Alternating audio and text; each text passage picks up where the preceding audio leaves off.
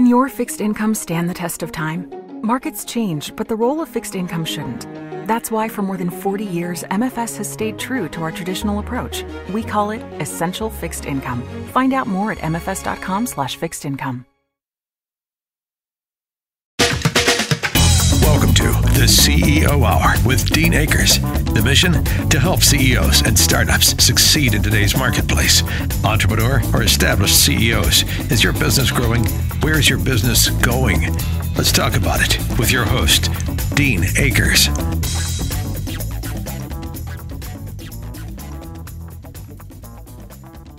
Well, welcome to this week's CEO Hour. I'm Dean Akers, your host and the adjunct CEO, bringing you the CEO Hour every week, where we bring a guest on that'll share their journey with the idea of giving you something takeaway that can help you in your business and or personal life.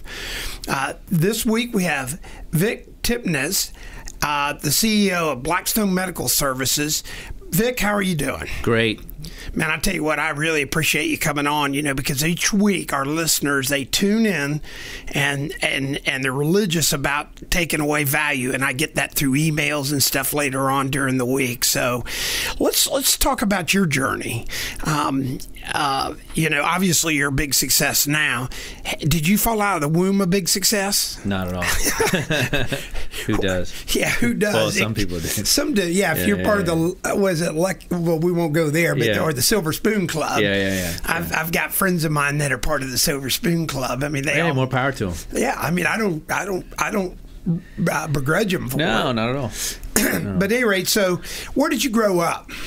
I grew up in Leicester, England. Was born in 1976. Both my parents were entrepreneurs, and so I grew up. We were middle class at best. And I lived in England until I was about 8 or 9 years old, and we moved to Florida. Wow. What precipitated that move? My dad wanted to get into the motel business, and a lot of Indians from England, my parents were Indian, decided to move to the States, obviously, because it's the land of opportunity, right? So it was like, hey, let's all move to America and do what we were doing in London. Was he in the hotel business there? He wasn't in the hotel business particularly, but just being an entrepreneur, he felt that he would probably have a better chance of growing in the U.S. as opposed to the U.K. The probability of that was probably pretty good, better than, right? Yeah. And so how did he pick Tallahassee? I don't know. I don't know if he threw a dart on a map. I think a lot of my family had recommended different locations throughout the U.S. Some of my family moved to California. Some of them moved to Florida, and it was either Tallahassee or Orlando were those kind of the two destinations that were popular at the time. Wow, I used to be a contractor, highway contractor. Yeah. My biggest job I ever did was the Thomasville flyover on I-10. I built that whole $20 million job back when in Tallahassee. Wow. So I went there every week, and I was like, I really, when I ask you the question about Tallahassee, that's a pretty interesting place to land. It is. And, I think also at the time, it was the capital city, right? Yeah. So you think it's going to be big, right? Yeah. So your dad got in the motel hotel business there. Yeah. And was it more of a motel or more of a hotel? No, it was a motel. It was a 25 unit motel. It was called Ponce de Leon, after the guy who discovered the Fountain of Youth. And we lived and worked in the motel. So it was a very interesting upbringing. There was a little apartment, maybe, 1,000 square feet. And it was me and my two older brothers, and we pretty much grew up living, working in the business. Wow, that's very cool. Yeah. So you had an early dose of hospitality business. Very early dose of hospitality, very early dose of work ethic. We never had summers off. My dad was extremely cheap. So we did everything. He taught us how to do everything in terms of fixing things, whether it was adding Freon to the air conditioning or concrete laying or roofing or whatever. We did it all. Is that one of those things that I can kind of reflect back personally, but is that one of those things at the moment you're not thinking those are good lessons, but today you can reflect back on them and know the value? Yeah, totally. I mean, I avoid Home Depot now. I don't go to Home Depot. I spent my whole childhood doing all that stuff, and it's like, it's not a novelty to me. So I'm just like, you know what, I'll hire somebody to do it. But for the listeners out there, parts of your journey define who you are today, though, right? Sure, yeah. I mean, was that a work ethic that stuck with you, or? Yeah, for sure. I mean, I think the biggest thing that stuck with me was just my dad was a now guy. Something was broken, it was fix it now. Somebody checked out of the room, it was go clean it now. So I remember many times, when I was 10, 11 years old, and my mom and I would go and clean a room so that we could re-rent it. So that really instilled for me just kind of the power of not procrastinating to, obviously, we needed to, feed our family, right, and provide. So that stuck with me, for many years. That's a big deal, though. Mm-hmm. How many people do you run in today that are always getting ready? Not many. Well, no, what I mean by that, I run into people and I go, so why haven't you done? Well, I got to get it perfect, but they're not in the now. No. I mean, your dad didn't let you say, well, we got to get the sheets. He just said, go do it, right? Now. Yeah, it was now. Now. Yeah. And did you look at him and go, no, Dad?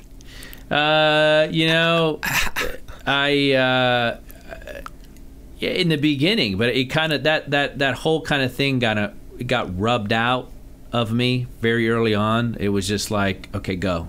It was just go. It was never he didn't have the luxury of it. Yeah. So did your brothers follow kind of that, or? They did. I don't think as much as me in terms of how long. In terms of the adoption of it, I adopted that kind of mentality of just doing it now throughout my career. I can't say that they adopted it as much as me, but that's just my opinion. Do you ever go back to Tallahassee and stay in the Ponce de Leon motel? No, it's not there anymore. My dad sold it to Blockbuster Video back in 1995. And that was in the heyday of Blockbuster, and they came in and bought it and tore it down and built a Blockbuster there. And then since Blockbuster went out of business, I haven't been back since Blockbuster had bought it out. So I don't know what's there now. Are your parents still with us? No, they're not. They passed away when I was younger. Oh, wow. That's always... Well, it sounds like they instilled some pretty good work ethic. They did. So you're sitting in Tallahassee. You're working in Tallahassee. Uh-huh. How long did you stay in Tallahassee? I stayed there till I was about 19 years old. I graduated high school in 94. I then decided to go sell cars because I felt like I knew I wanted to be an entrepreneur. My parents wanted me to go to college. I dropped out of college 6 months in. Knew I wanted to be an entrepreneur, but I knew I needed to know how to sell. So I decided to go sell cars. I was 18 years old selling cars. I did great. Salesman of the month, the whole bit. And then my parents got sick. Both of them had cancer. So I moved. They had already moved to Tampa. Wow. And that's how I ended up in Tampa. So they moved to Tampa because of Moffitt. Right. And then I moved here. And then I was here, ever since. So that was 1997, 1998. It's funny you mentioned sales. So I'm on the board of whatever business at UT, and for the last 20 years, I've been saying you need to have a major in sales. Yeah. And they just put one in effect about 2 terms ago. Oh, wow. Because, I mean, think about it. You're a sales guy, right? Mm-hmm. When it really boils down to it, you can say entrepreneurship. I'm a sales guy. Yeah. If you don't sell anything, entrepreneurship, what happens? Crash. Yeah. And so how important is that skill set? Oh, it's huge. I mean, look, you not only have to sell your product, you got to sell investors, you got to sell employees, you got to sell... Everything's a sales cycle. I had to sell my wife, right? I had to sell. It's true. I mean, you're selling yourself to say, hey, come on board with me. It's going to be better, right? Whether that's a spouse, whether that's an investor, whether that's an employee, everything's a sales cycle. So you're selling cars. Yep. You moved to Tampa. Yep. Your parents are going through obviously some pretty tough times. Yep. When you moved down here, did you go into sales here also? I didn't. My dad had a small business here, so I was kind of working with him and really just kind of treading water. What kind of business did he? A motel, another motel. Oh, so he definitely loved the hospitality business. speed. Yeah. Where was his motel here? It was near University of South Florida. It was a Howard Johnson. Oh, yeah. Yeah. Is it still there? I don't think so. You don't even want to know, do you? I don't go that far. Where I live now, South Tampa, I don't go past. Yeah, NOK, Kennedy. north of Kennedy. Yeah. Yeah, that's too funny. So now you're down here working with your dad in the motel business, and so in the next segment we'll probably let's talk about that transition. It's got to be tough watching your parents go through what they went through in the kind of waning moments in their life, I would bet. Yeah, of course. Yeah. And did they give you any words of wisdom in those final months and time that they?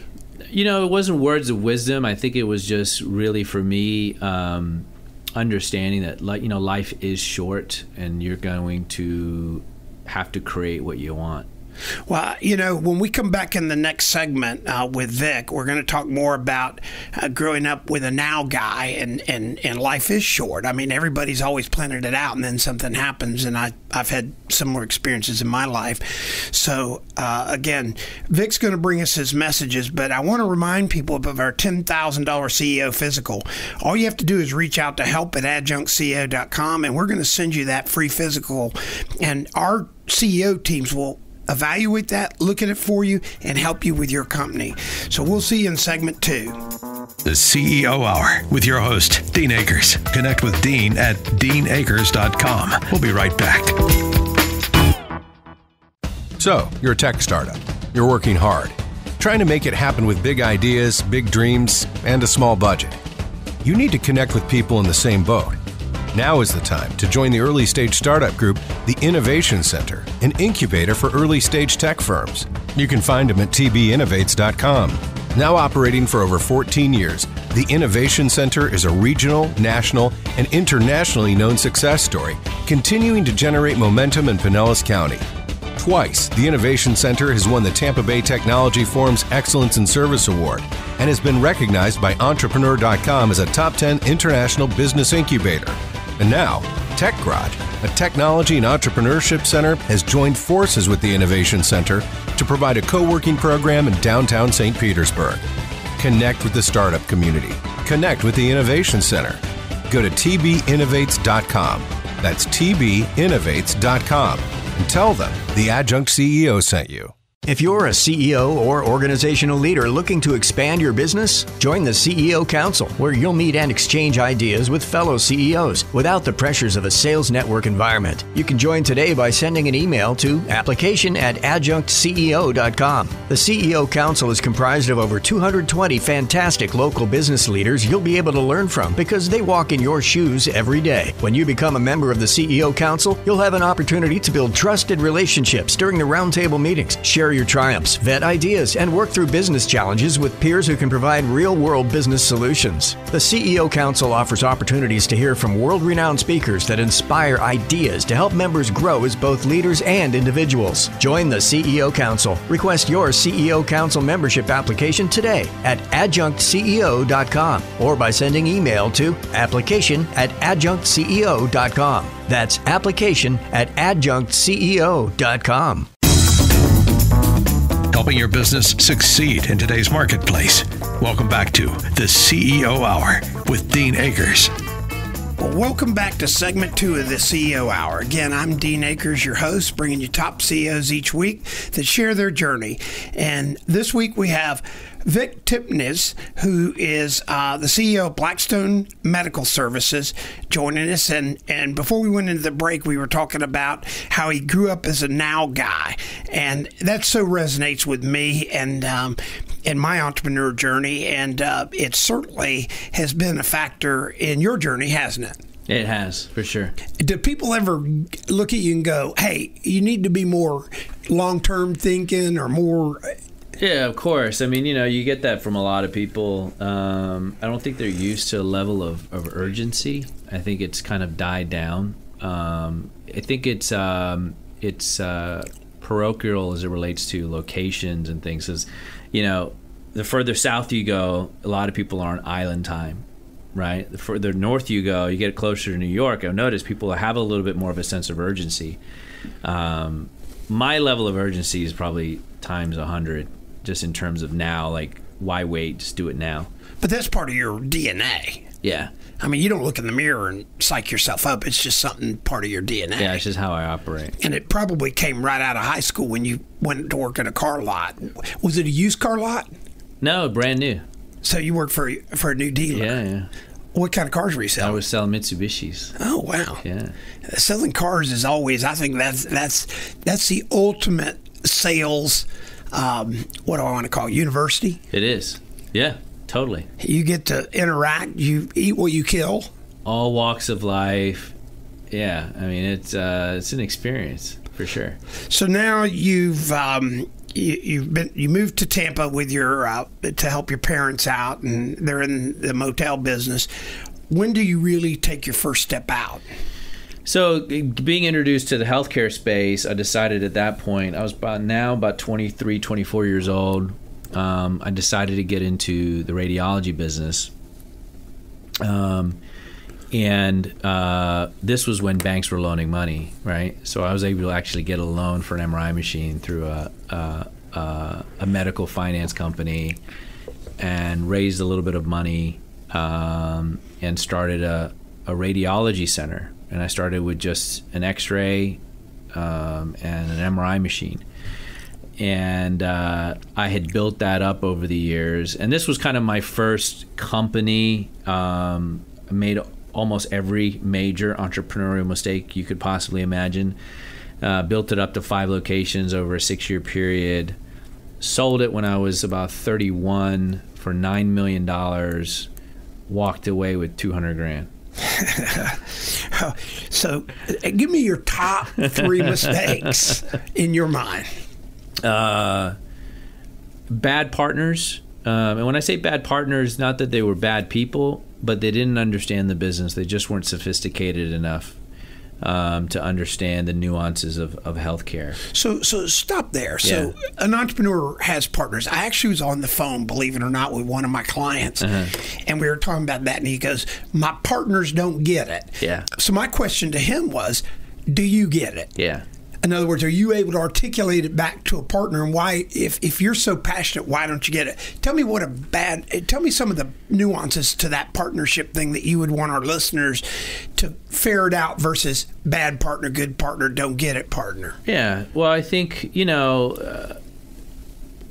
most people won't get it, no matter what you say or how you deliver it. I don't care if you draw a map, most people won't get it. I like to call it collective think, right? Most people are in collective think. They don't get the one guy that's over here that has this idea that we should have electric cars, or that we could create a company that does blah.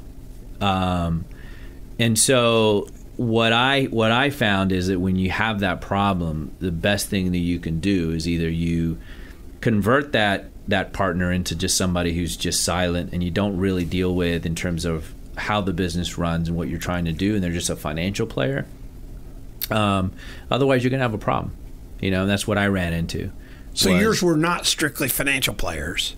No, they weren't. They took on an advisor role, and they took on this role and that role, and they just weren't. This wasn't their cup of tea. So number 2 was what? So if you had the 3 things, what would be number 2 that you would advise our listeners? Over leveraging. I mean, I think at that point, and I remember reading even Donald Trump's book where he talked about when he first got into the business, he would sign personal guarantees for everything, and he at some point had hundreds of millions of dollars of personal guarantees. Same mistake. You got in, you think you're Teflon, you think you're Superman, and you're willing to sign for whatever. So that was the second thing. The third thing, but which I think is actually more important than the first 2, is the. Can I stop you there? Yeah. Where did the personal guarantees actually impact you?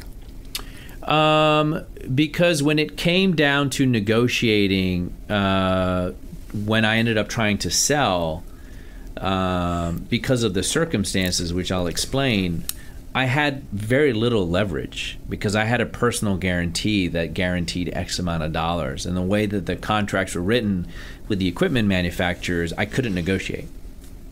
So that limited me. As opposed to having nothing, I could just say, well, here, take it or leave it.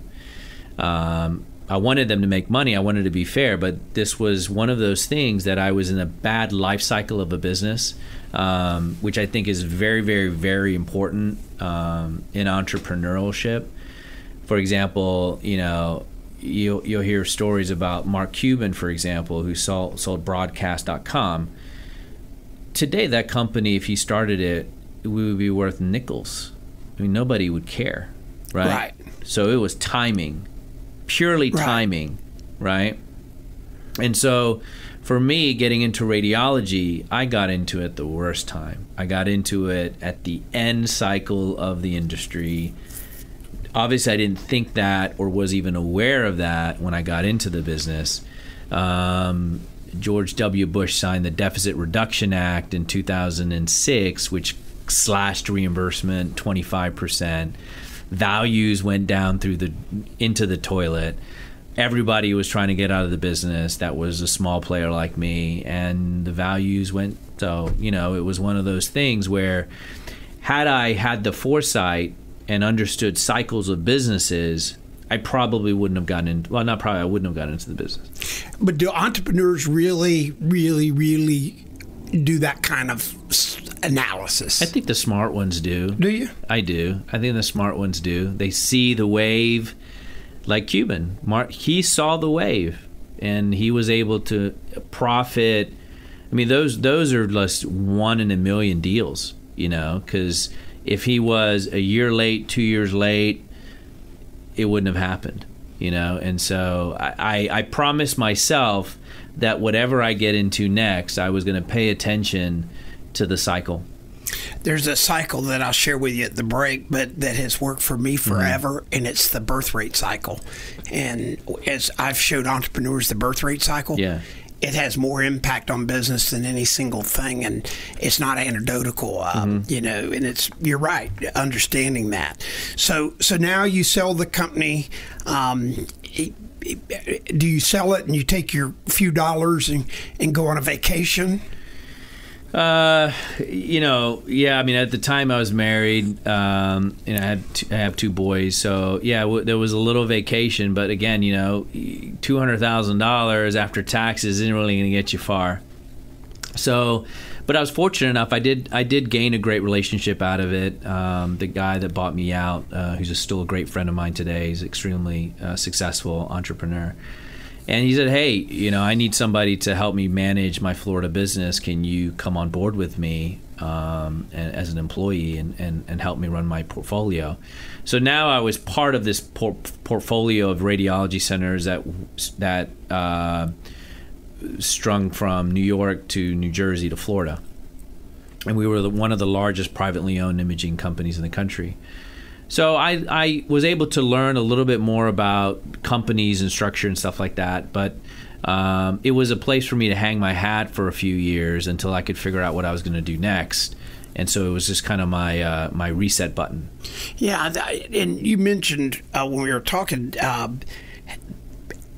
how big a stress for entrepreneurs does the marriage have at this point? Or how stressful is it, our up and down? Well, it's huge. In my experience, it was one of the reasons I got divorced. I think if you have the wrong partner that is not on board with your goals and purposes, what you're trying to do, I think it's always going to be a struggle. And I didn't want to continue to do that. Yeah, I can understand that's got to be a big challenge. So now you're working with him. You're running the Southeast. When we go into segment 3, I really want our listeners to learn again how you make that leap, because you have the DNA of entrepreneurship. It sounds like in your blood, right? Yeah. And your dad and mom obviously had it. Yes. I mean, they may have not understood how to scale, but they had it in their DNA, right? Yeah, they did, yeah. To move from England and buy a motel in Tallahassee, Florida. Takes guts. Big guts. Yeah. Big guts. Yeah. And so when we go into the next segment, I want to talk about that because I think our entrepreneurs sometimes don't know what kind of guts it really does take. Agree. So, again, I'm Dean Akers, your host of the Adjunct CEO Hour. We got Vick Tipnes with us today, who is the CEO of Blackstone Medical, and we really appreciate him sharing his journey today, and he's going to share more with us in segment 3. Helping established CEOs and entrepreneurs. Connect with Dean at deanakers.com. The CEO Hour continues in a moment. Helping to navigate today's marketplace for startups and mainstays. Welcome back to the CEO Hour with Dean Akers. Well, welcome to segment 3. This is Dean Akers, your host of the CEO Hour. Every week bringing you successful CEOs that share their journey and ideas that have helped them and impacted them. This week we have Vick Tipnes. I struggle with that, but Blackstone Medical Services CEO, very successful Tampa Bay entrepreneur, has definitely would resonate with everybody today on the show about the journey. So we've gotten to the point that he sold his healthcare. He's working for the radiology group, and you wake up one day and what happens? So I think once you've gotten a taste of entrepreneurship, it stays with you, right? And so for me, I knew, and even my friend who bought me out knew that I would at some point move on. I think for me, it was just trying to find the right vehicle. Can I ask you a question? Yeah. So I'm involved with a lot of entrepreneurship things, initiatives and stuff. And the word is just taking a life of its own these days. When I was in my 30s, when I bought my first company, and then my 40s and stuff, they never called it entrepreneurship. They just said I couldn't play well in the sandbox with anybody. Yeah, that's true. So, but I played well with my teams. I mean, I'd have 800 employees or whatever, but I didn't do well with governance or whatever I did well with real government. Yeah. But is that part of being an entrepreneur? I think so. I think entrepreneurship, in terms of a word, to your point, it's become sexy recently. Right. And before you were considered a misfit, right? It was like, you didn't play well in the sandbox, so you got to go over there and build your own, right? So, I knew that I wasn't going to be happy unless I got back into my own sandbox. And so I was just waiting. I knew I had this idea in my head, and I'm a big believer in putting your idea in the physical universe. So I said, okay, what do I want to do? And I had this idea of saying, okay, I want to have a medical company because I liked healthcare. I liked helping people through different products and services. So I said, okay. And this is just me sketching it out in my head while I'm, daydreaming, right, at night. And I just thought, okay, I'm going to have a company that has a medical device that I can service the entire country out of one location. And that was it, okay? And I just kept that idea in my head. And then one day I got an email from somebody, and it just had a list of medical devices, the top 10 medical devices in the country or something like that. And one of those happened to be a sleep testing device. And I thought, this is interesting. So I'd started doing a little research on it, and I started calling some of my friends that were in the healthcare space, the insurance companies. And they said, this is something that's very new, hasn't really caught on yet. Don't know where it's going to go, but it wasn't something that was rampant. Right, it wasn't like everyone was using it and that sort of thing. It had like maybe 5% market share at best. So I said, okay, that's what I'm going to do. So I called up my friend who bought me out, and I said, hey, I'm going to quit, but I need 6 months severance. And he says, okay, fine. So he gave me 6 months severance, and I literally hang up the phone, and I'm like, okay, I'm going to start this company. So I had to figure out a name. I named it Blackstone because I like the private equity group Blackstone. I followed Schwartzman for many years, and it's a great name, and it's kind of a powerful name. Yeah. It sounds big, right? So I said, okay, I'm going to call it Blackstone. And I thought about all this in my kitchen after I hung up the phone with my friend, and I literally started. I literally made the decision to start. And I went out the next week. I leased a 400 square foot office space so that I could start getting my licensing together and stuff like that. I didn't have the money to start the business. I didn't have the medical devices to start the business. I literally called manufacturers, found one that I liked, ordered 2 or 3 devices, and I was the rep. And I went out and started calling on physicians. I was able to get a 3-county deal with Humana. They gave me Hillsborough, Pinellas, and Pasco, and I literally went and started knocking on doors. Cold calling, knocking on doors. I had 1 contract with an insurance company for 3 counties, and I mean, I was high on life. And I got to admit, it was at that time that I was became the most alive again. Right, and if you really think about it, anybody else looking in would say, "Hold on, you gave up this $250,000 job. Right. You don't have the money to start the business. You're going to need several hundreds of thousands of dollars to get the business off the ground.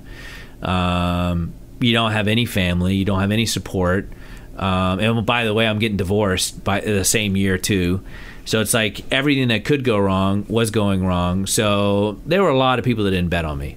For sure. There were a lot of people that didn't return my phone calls at that time, for sure. But for our entrepreneurs and even our entrepreneurs dream up wannabes, the person that you really have to bet on is who?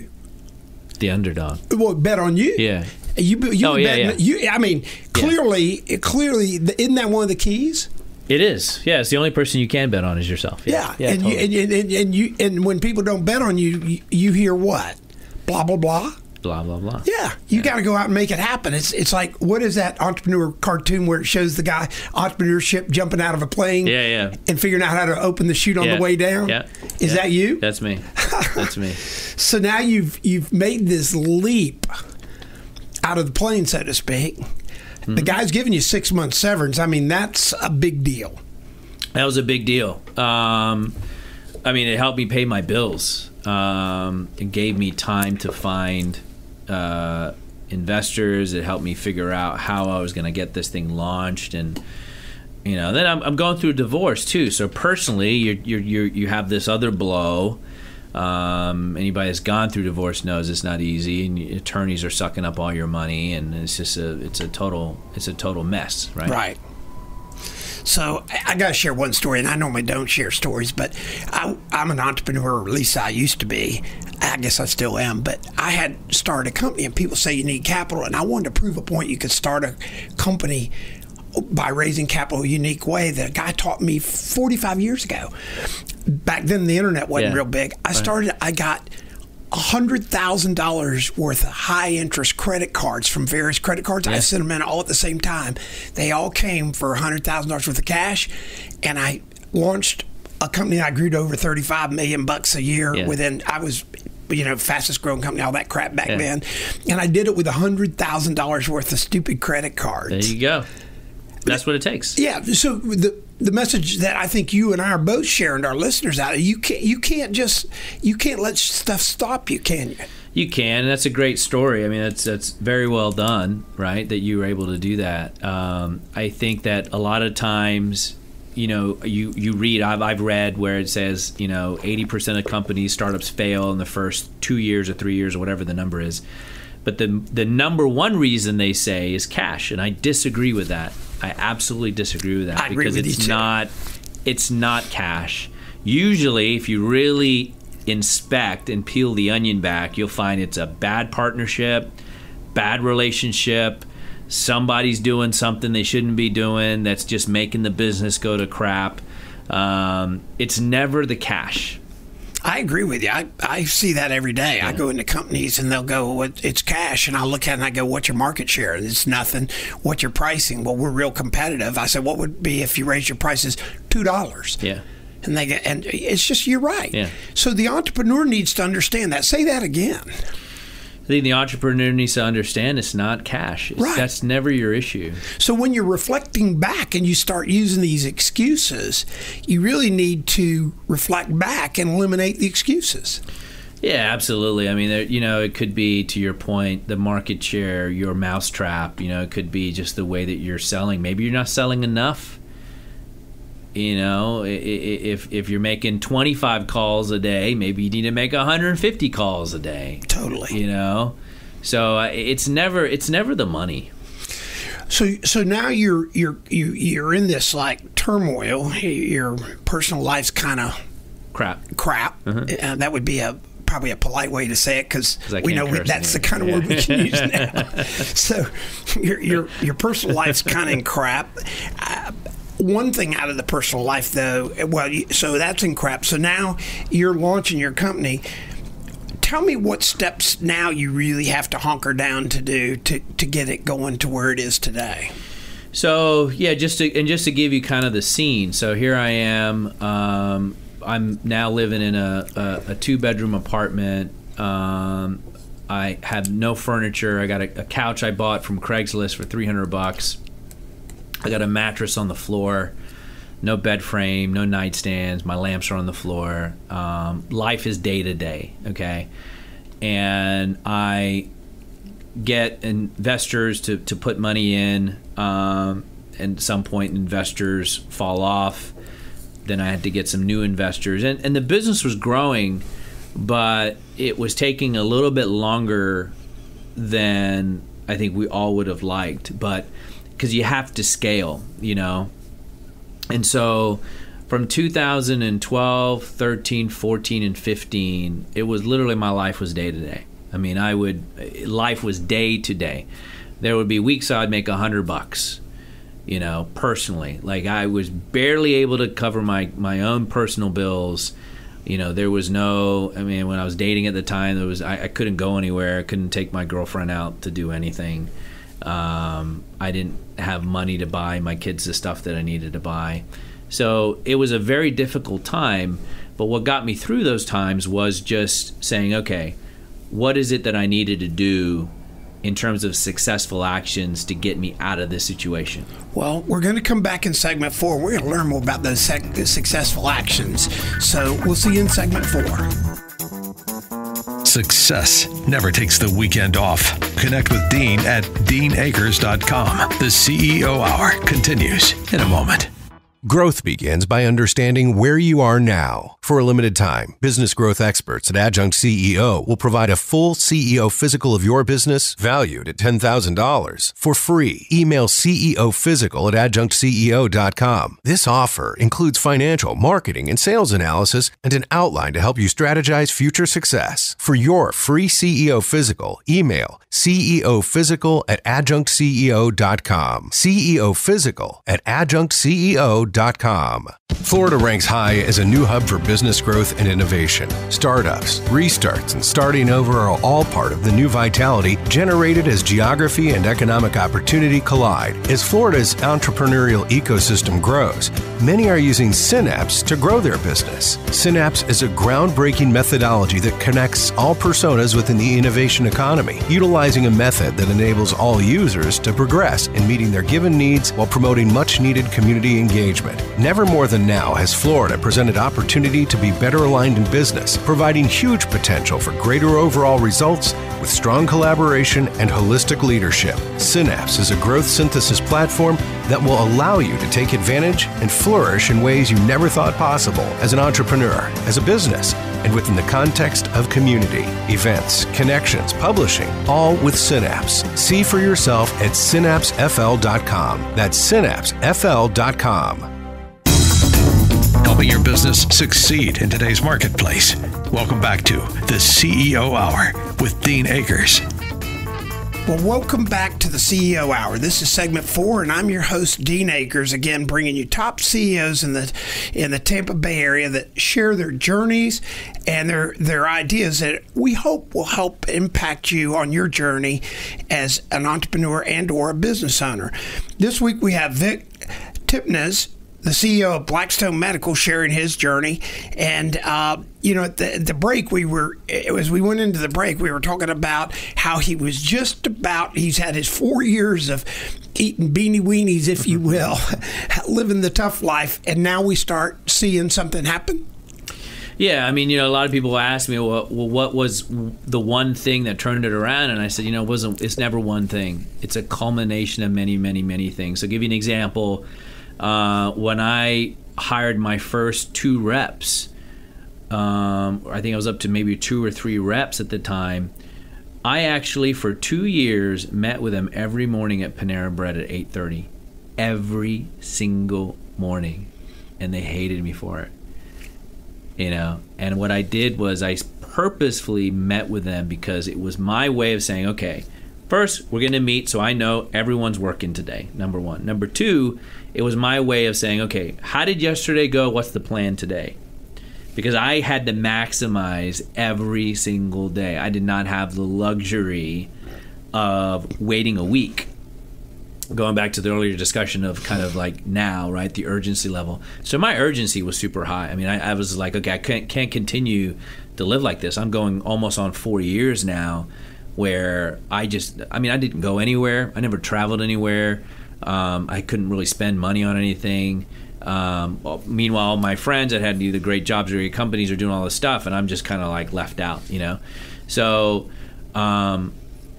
I just had to continue doing all those successful actions. Now, it's different for every entrepreneur. I don't know if you're an entrepreneur listening, what are your successful actions that moves the needle? But I literally wrote it down. I said, okay, if I do blah, blah, and blah, does that move the needle? And if the answer was yes, I mean really move the needle, right? Because we spend a lot of time during the day doing a lot of minutia stuff that you probably shouldn't be doing that doesn't really move the needle. So I literally wrote it down. I said, okay, here's my action plan. I need to wake up every morning and do X, Y, and Z. And if I continue to do those things, I know I'll eventually get out of this hole, which is what I did. What are some of the key things that you learned to let go of? Because for the 3 or 4 years, you obviously were holding on to something that was probably keeping you back too. So were you able to let go of some stuff and really redeploy, if you will, stuff that now suddenly took off for you? You know, the things I just let go were things that are just meaningless stuff. Right. You know, I don't even know what they were at this point. It was just stuff that I was like, okay, that doesn't really matter. But do you find a lot of entrepreneurs, or at least I do, they get, you know, I'll meet with them and they're worried about stuff that's almost immaterial, and they'll get caught into it, and I'll go, so what's the material things? And they'll tell me, and I say, where are you with that? And they go, well, I haven't had time to get to it. Yeah. Because they're doing the immaterial things. Yeah, well, that's what I'm talking about. You got to identify what that is for you. If it's immaterial, leave it alone. Was that a revelation for you, though? Yeah, it wasn't to a degree. I kind of felt like I'd always kind of been doing that, but I didn't really dial into it as much because, you know, you hear about it a lot in the business world, right? It's just kind of delegate the things that you know aren't super important to others. And I don't think people really understand the whole concept of that, right? Is you want to spend your time on things that move the needle. Right. If they're not moving the needle, you're wasting your time. And that's almost an entrepreneur. Some of the problems for most entrepreneurs. I meet entrepreneurs that never get out of their own way. Yeah. I mean, some entrepreneurs or some business people, they're spending half a day just trying to figure out why software in their company's not working. Right. Or, you know, they're on their computer for half a day because they're convinced that they need to be the ones to solve this issue, which just is meaningless. Right. So now you're starting your trajectory, because we're going to finish this as our 4th segment. Give us the history or how that trajectory started really taking off for you. So it really started to take off in 2015-16. We really started all the successful actions that I was doing just really started to hit and get grip, traction. And we just started growing, you know, 60 to 80%, and we grew 345% over a 3-year period. Made the Inc. 5000 in 16, 17, and 18. We're going to make it again in 19. And we're continuing to grow. This year we're up 80% over last year. And we've now become the largest. This year we've officially become the largest in the country as it relates to a sleep testing provider. So did that just happen? No. Yeah, so that's what I really want to know is what happened. Well, it was all the grinding, right? All the effort, all of the small decisions, the successful actions that finally popped, right? Could you go back if somebody had a gun to your head, so to speak, and go back and give me you have to give me two top things that kind of happened. I think the biggest thing that sticks out in my mind is developing a culture of now and urgency, and high productivity. Right, like everyone in our company from the very early on was convinced and bought into the idea of high productivity. That means calling on a lot of physicians, right, every single day. It means providing a high level of service every single day, high level of quality every single day, and we just kept at it with those things. And slowly we gained more and more market share to the point where eventually it just hockey sticked. But you also, I think you hit on a real point there. In fact, we have one of the CEOs coming on this next couple of weeks is Chris Sullivan, who founded Outback and all that. And he and I were talking, and he goes, Dean, the most important thing is culture, developing the culture. So you developed a culture of now. So when somebody comes in, they're either all in with that or almost the team will kill them. Well, they blow out of there. Yeah, they blow out of there. So how important is that for our listeners out there to really be assessing their culture and their team members? Are the team members involved in the same culture as the CEO and the founder? Do you think that's a disconnect sometimes? I think it's a disconnect most of the time. I think that's one of the things that have attributed to our success the most is the culture of excellence. Like we're always focused on building a world-class organization, an excellent organization. So everybody we hire, we go through that process. Are you going to add to this excellent organization, or are you going to take away from it? So that's one of the keys that I think that a lot of entrepreneurs miss. Do you? Oh, absolutely. Absolutely. I mean, I've taken it so far that I've invested in having a chief of staff, which is very rare in most companies to have a chief of staff. And her job is to make sure that everybody that we bring on board is immersed in the culture, is filtered properly, is also getting the help that they need to add to the culture. Yeah. So creating the now culture is not just a happenstance. No, it's not a mission statement. No, it's a and lifestyle. That's what most people think it is, right? It's like most entrepreneurs, we got our mission statement. Right. And then it's on a wall and nobody pays attention to it. Right. Yeah, no, it's not It's within the culture of the company. Yeah. But it has to go from A to Z. It goes from the janitor, so to speak, all the way up to the CEO. Yeah. And you probably meet entrepreneurs where they're stumbling around, and that's a challenge for them, is to create that culture through the organization. Absolutely. I had a buddy of mine on, Nick Freeman, and they built the College Hunks group out, and worked with him for their words culture. So the culture of now has been a key to your success. Yes. Mm-hmm. Absolutely. And that started at up in Tallahassee. Started way back when with your dad, right. saying the room's empty. Yeah. You need to get it clean. Go clean it because we got to get it done. Yeah. How quick do we have to get it done? Now. Wow, that is so powerful. Well, Vic, I want to really, I appreciate you coming on. Do you have any final words for our entrepreneurs today on the culture of now and what the takeaway that you hope they leave with? I think the takeaway for me is always for any entrepreneur or some aspiring entrepreneur is just, take the risk. You really have nothing to lose. You're always going to gain. At the least, you're going to gain experience from doing any sort of venture that you try. Have good people around you. Invest in yourself always first, and I hope that you shoot for the stars. Do you use any kind of self-helps, or do you use anything that tools that you would tell our entrepreneurs that would make a difference too? I think that I'm a voracious reader. I like to read. I try to get my hands on anything. I think that the rule that I have for myself is I only read things or invest time in things that I can actually use and apply. Right. So a lot of times you'll read books and you can't really use the data, and I think that's very important. Well, again, Vic, I really appreciate you coming on and sharing your experiences about the culture of now.